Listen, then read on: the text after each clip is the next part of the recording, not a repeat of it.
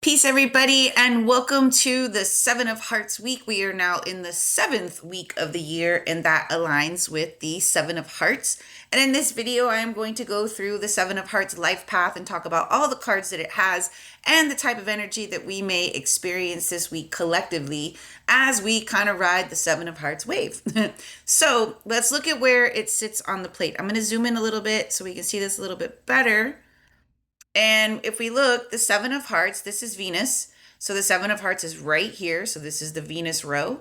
And then this is Mercury. So the Seven of Hearts sits Venus, Mercury. So right off the rip, we know there's going to be relationship stuff, right? And interestingly enough, the relationship holiday also falls in the Seven of Hearts week. I believe it is this Saturday, which happens to be a Jack of Diamonds day, which that's a whole nother story. But anyways, it's interesting that the love holiday falls here in the Seven of Hearts week, which the Seven of Hearts is the card of spiritual love, unconditional love. Sevens are like that bridge from the mundane to the spiritual. So we may experience a lot of like ups and downs, triggers around our emotions, our feelings, our heart, relationships. All of these things can kind of bubble up this week. Not to like hurt you by any means, but more to show you where you may be like more on the attachment side, the fearful side, the expectation side, and not on the unconditional side, the loving without those attachments, the loving without those conditions. But the most important thing that I can probably give you in this video is realizing you are the source of that love, that love starts within, that the love that is on the outside is a reflection of the love that is on the inside. So if you don't like what's showing up, I always say you got to kind of check what you may have got going on. Where are your feelings? Are we, loving without that expectation? Are we loving ourselves from the inside out and then the relationships are mirroring that back or not? So it can be very reflective. It can also cause where like, one day you're great and then in a moment something can happen and it triggers, and it's just so you are aware so that you can then do that work. Pour more love into you, love yourself unconditionally, forgive yourself for maybe making mistakes within relationships, right? And really it, sit with all the emotions that can show up with the Seven of Hearts. So again, I said it does sit Venus, Mercury, so it could be a good energy to express your feelings, express your love, express your emotions because of that mercurial energy, talking about the relationships, talking about love. We also had Venus move into Pisces, which is the unconditional love. Venus in Pisces is exalted, so it feels good here. It's like its highest expression. But remember, Pisces sometimes doesn't have boundaries. It has rose-colored glasses. It can be a little delulu. So again, be more delulu with yourself and how you show up for yourself and how you love yourself, right? And making sure you have those boundaries as we kind of go through these next few weeks with Venus transiting Pisces. So anyways, Seven of Hearts, Venus, Mercury. So again, a lot of emotions, and it can be quick feels because, Mercury moves fast. So those feelings can come, they can hit us, and then they run away. So they can be fleeting. But again, it's like sit with yourself, sit with how you feel, right? Now, when we look at the Seven of Hearts in the box that it sits, the Seven of Hearts, this is the supporting karma card, the Ace of Spades, and this is the challenging karma card, the Eight of Hearts. So with that, the Ace of Spades is where it's coming from, and this is the strongest card of self. So again, loving yourself, showing up for yourself, kind of realizing you are the source of the love, right? And with that Ace of Spades being the supporting karma card, there is a lot of transformative energy, death and rebirth, new beginnings, new ambitions, new drive. But since it's the strongest card of self, it very much represents like loving yourself, seeing yourself as the source. Now, all that love coming from within, not from the outside in, right? Now, the Eight of Hearts being the challenging karma card, or like what I like to look at as like that North Node or where you're headed. And when we look at the number 8, what is it? It's an infinite source. There's no break in the numbers. So the Seven of Hearts, because it can swing, it has to decide, am I going to be an infinite source of unconditional love, spiritual love, or am I going to be an infinite source of fearful love, attached love, right? But you choose. Remember, Ace of Spades, your choice, your energy, your frequency, right? So what side of that bridge are you going to be on with the Seven of Hearts? And either way, you'll either be an infinite source of like misery and sadness and victimizing yourself, or you can just be an infinite source of this overflowing of love because you know you're the source. And a lot of times those relationships can trigger us and make us look at things from a different lens, but it always comes back to us. It always comes back to you. It always starts with you. So as we move through this week, remember that, because again, it's a seven. There's no middle ground. There's no gray. It's literally can swing at any moment from one side to the other. And that's the work, is like bringing yourself back to the moment, to the present. That's going to be key. Now, the Mercury card for the Seven of Hearts is the Seven of Diamonds. So not only are they a seven, but their mind, their thoughts, their communications, how they express themselves is also in seven. So it can be almost a double dose of that seven, that either faith or fear, abundance or lack, prosperity or, scarcity. So again, a lot of that swinging energy, you may have to work a little bit extra hard to ground yourself, to stay present, to be in the moment, to be in the now. This can bring financial worries, financial thinking a lot about money, business, resources, etc.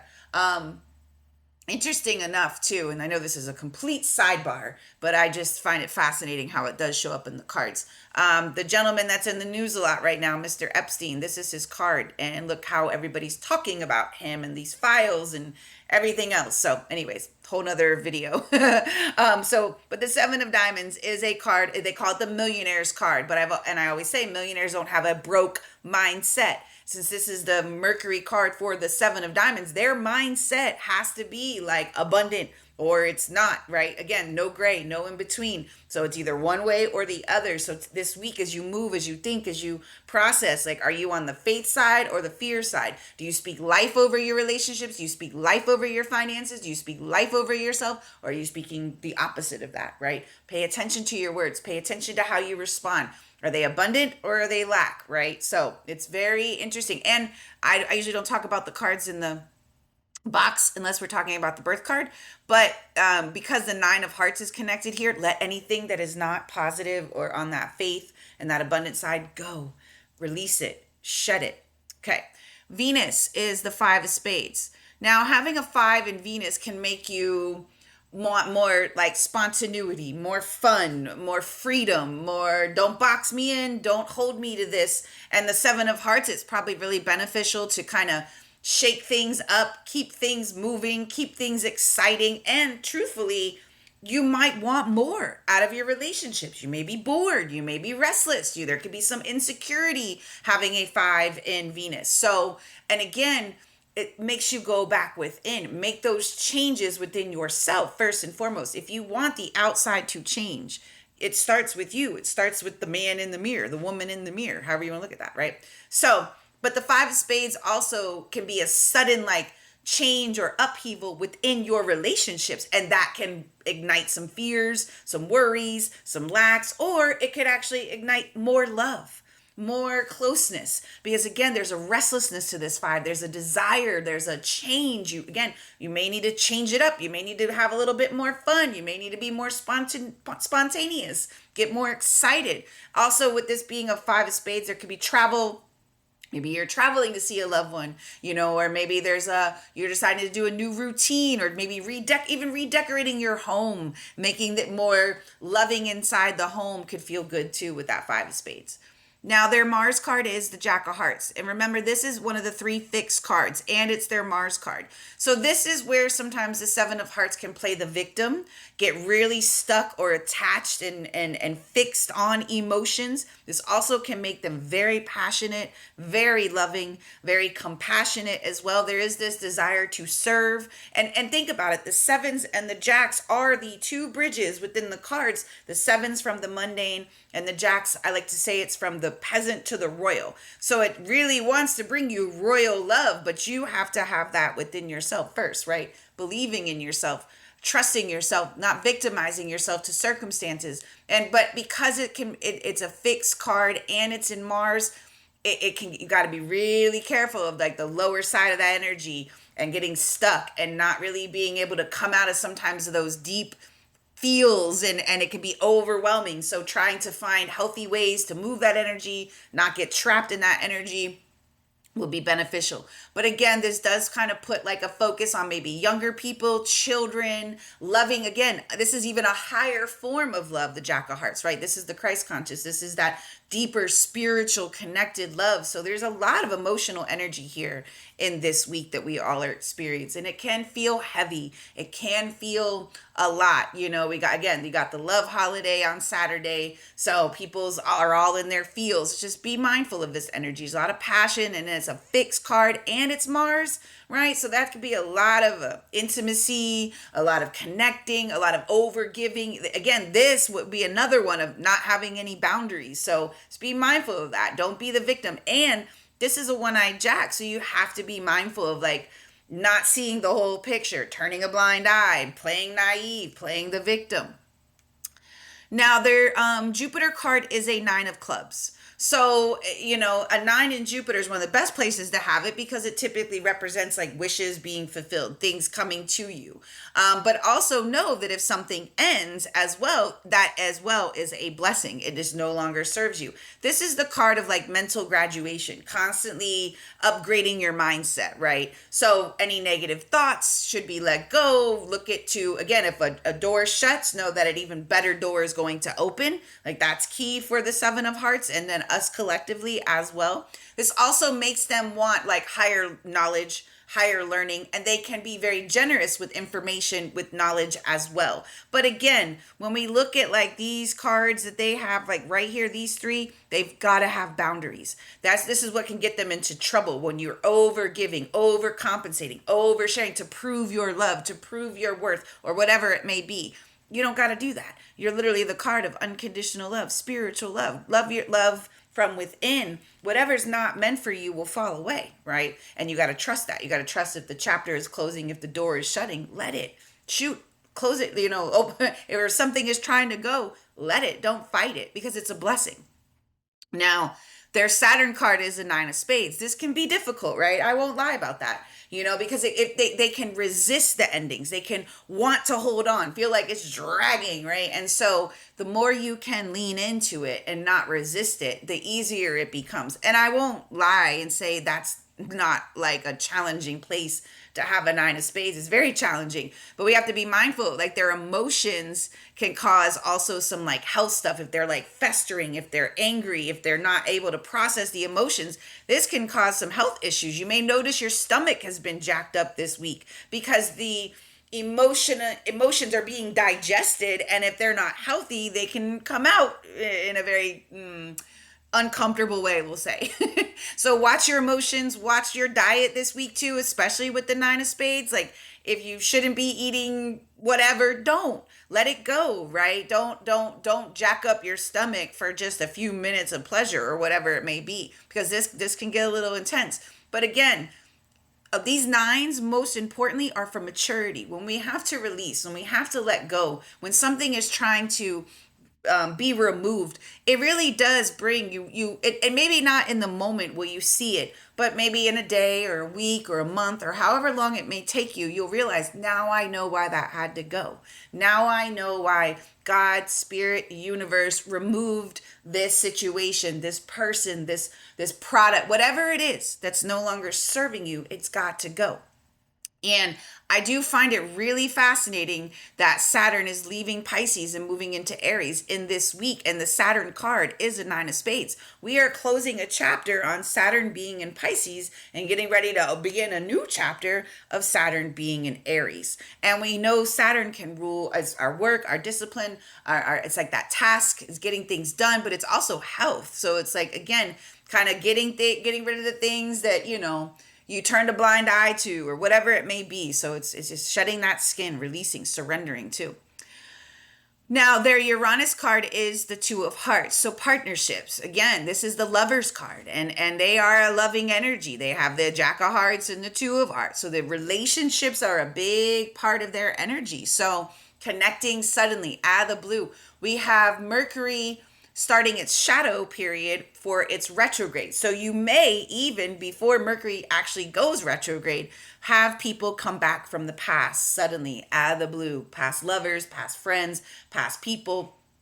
And again, you have to kind of use discernment. Is this something I want to revisit?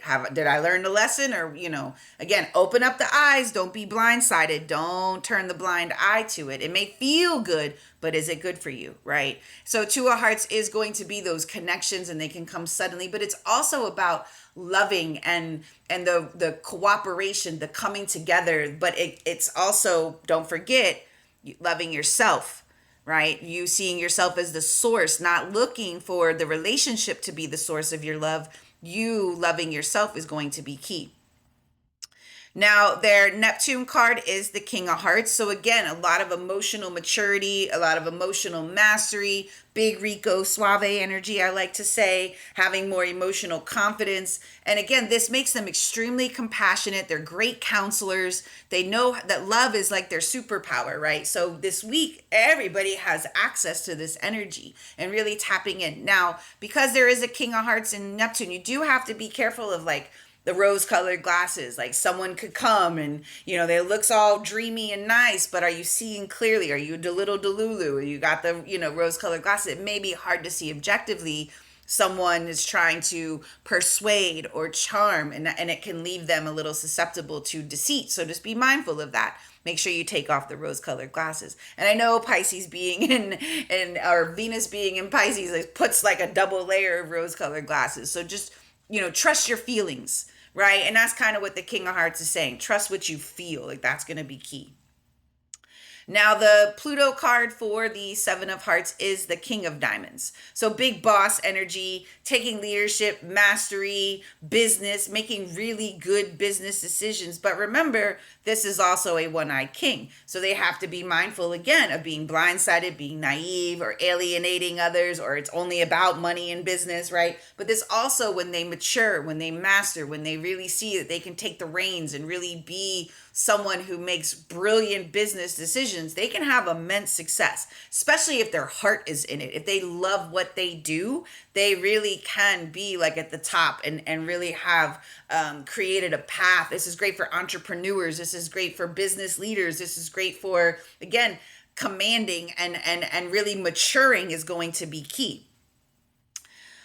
Now, the cosmic reward to the King of Diamonds is the Six of Hearts. And you'll see sevens and sixes very interestingly connected because they really are the inside out, right? And the Six of Hearts is a card of karmic connections, karmic relationships, destined relationships where we're learning lessons, right? And we're getting back what we are putting out. And it kind of goes back to what I said in the beginning. It starts with you. So I always say, when you look at the six, it starts at the top, and what does it do? Go back down and into itself. So you're literally just getting back the energy, the love that you are putting out. And if you don't like what it is, sit with you, adjust you, because you can't change out there. You can only change in here. Also, patience. And again, you may find in this week people coming back around from the past, and you're like, oh, wow, okay. So do with that what you will. Sit with yourself. Is this something you want to revisit? Have you learned the lesson? Do you need to go back and revisit the lesson? Do you really want this person back in your life? That type of energy, right? Now, the cosmic lesson is the Four of Clubs.